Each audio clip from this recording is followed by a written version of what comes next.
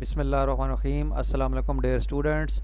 Today my lecture is on orthonormal system.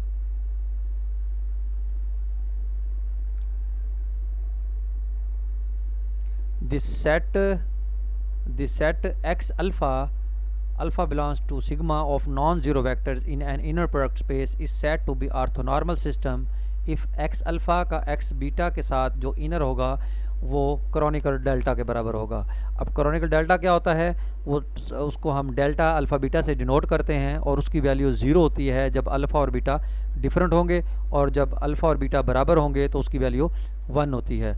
क्योंकि हमारे पास orthonormal system जो है वो भी यही होता है कि जब डिफरेंट वेक्टर्स हैं तो उसकी वैल्यू 0 होती है, और जब वेक्टर सेम होते हैं तो उनकी वैल्यू 1 होती है। इसलिए कोई भी हमारे पास सेट जो है वो ऑर्थोनॉर्मल सेट या ऑर्थोनॉर्मल सिस्टम तब कहलाएगा अगर हमारे पास एक्स अल्फ़ा और एक्स बीटा का जो इनर है वो क्रॉनिकल डेल्टा के बराबर हो जाए। यानी दूसरे लफ्ज़ों में हम इसको इस तरह भी लिख सकते हैं, एक्स अल्फ़ा और एक्स बीटा का जो इनर होगा वो 0 के बराबर होगा जब अल्फ़ा बीटा डिफरेंट होंगे, और 1 होगा जब अल्फ़ा और बीटा सेम होंगे।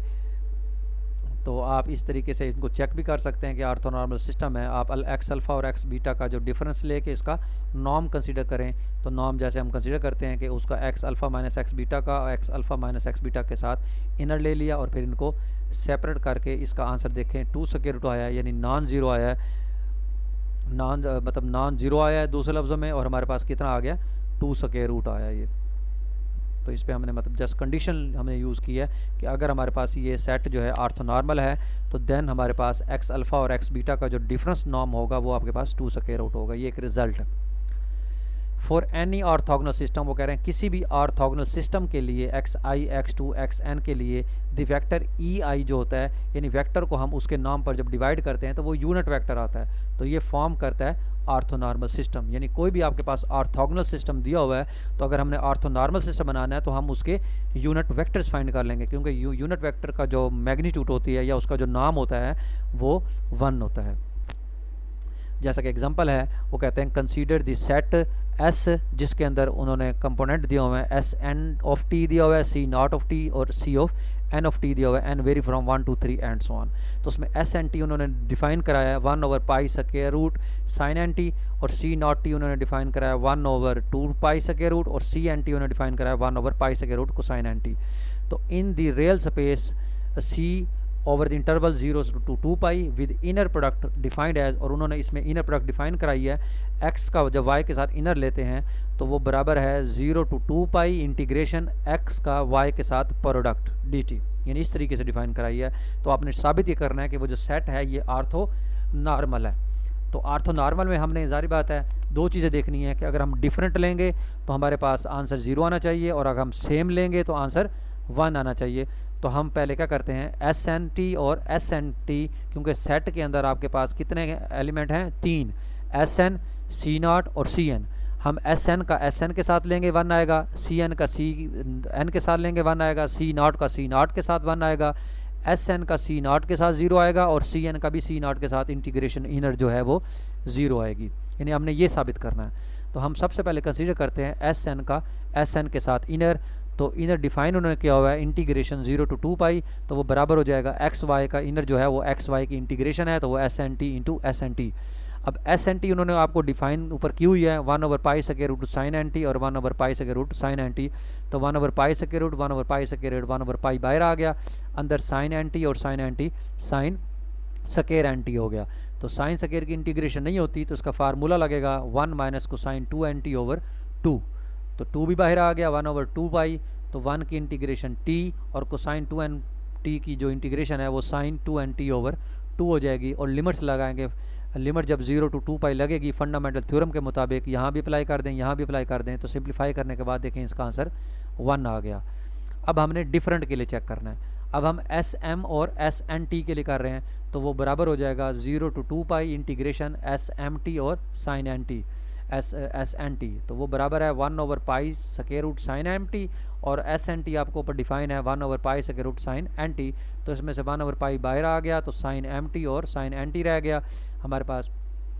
तो ये साइन एम टी और साइन एन टी, क्योंकि दो प्रोडक्ट फंक्शंस हैं हमारे पास, और इसमें एम है और इसमें एन है, डिफरेंट हैं, तो हमारे पास हम -2 से मल्टीप्लाई कर देते हैं, -2 से डिवाइड कर देते हैं, तो ये फार्मूला बन जाएगा -2 साइन अल्फ़ा साइन बीटा, ये बराबर होता है cosine alpha plus beta minus cosine alpha minus beta. तो इसकी फिर कोसाइन में टर्म्स अलग अलग हो गई, cosine m plus n T हो गया और minus cosine m minus n T हो गया। तो इसकी भी अलग अलग आप इंटीग्रेशन ले लें, कोसाइन की sine m plus n t over m plus n, और कोसाइन की भी sine m minus t over m minus n t, यानी m minus n t over m minus n. और फिर फंडामेंटल थ्योरम जब लगाएंगे इस पर upper limit minus lower limit, तो इसका आंसर भी 0 आ गया।